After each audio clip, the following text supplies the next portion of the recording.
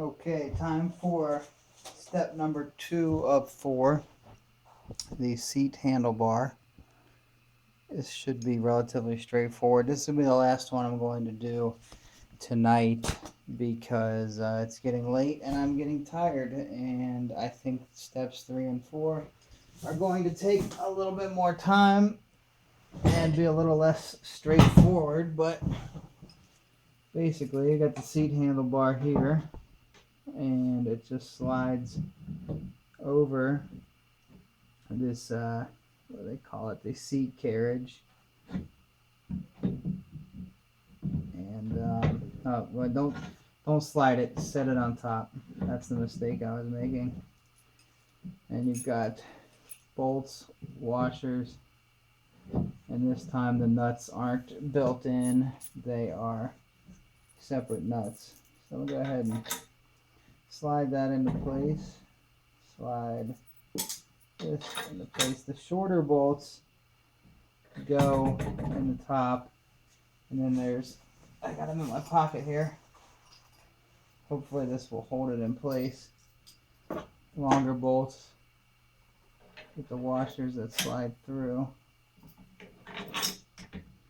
And then you got 4 nuts, and I'll just hand tighten them on real quick. This is a much simpler step than the last one, and probably the easiest of all 4, because I think the rest are a little more complicated. So I hand tighten these on,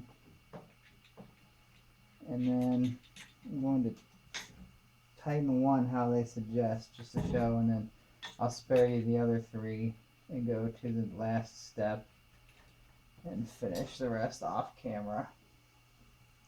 But got these hand tightened on, and then they have you use both wrenches, the 12-14 and the 14-15 wrench. I'm assuming it's all actually 14 on this, so hold that in place. Well, tell you what, it looks like the nut is a 15.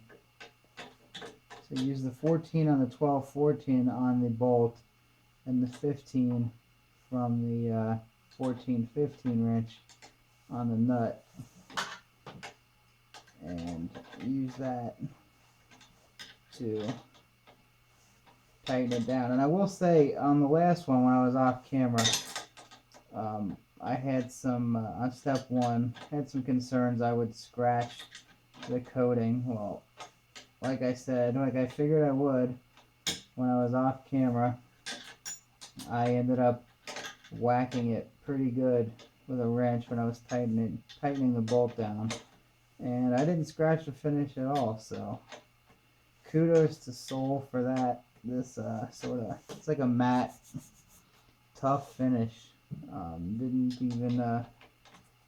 Didn't break a sweat at all at me whacking it with their wrench. So it looks like it's going to prove to be a durable coating, and that's good news, because retail on this bike was $1,000, and I considered cheaper bikes, Schwinn 270, Diamondback Fitness, Nordic Track bikes, but I ended up going for the one that, it cost a little more, but I felt appeared to have the highest build quality, because that was important. I want this to be the last bike that I have to buy, or at least to last a really long time, to the point that I won't be upset when it comes time to buy a new one.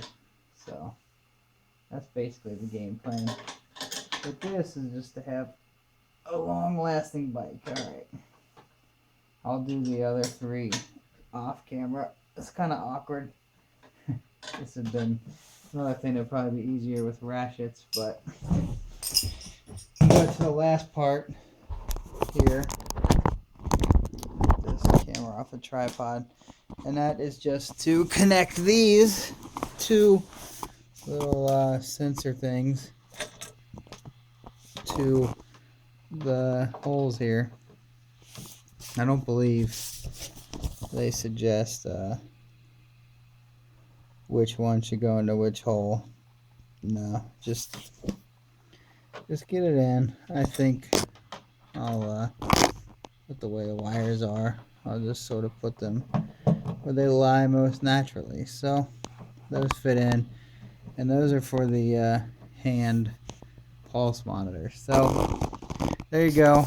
That's how you do step 2, is just attaching the seat handlebar. So I am going to do the rest of this tomorrow, steps 3 and 4. Again, there'll be separate videos. I'll put an annotation so you can go on to the next one. This will probably be a playlist too. You can find the other videos on my channel, so won't be difficult to find all these videos. So thanks for watching. Have a nice day.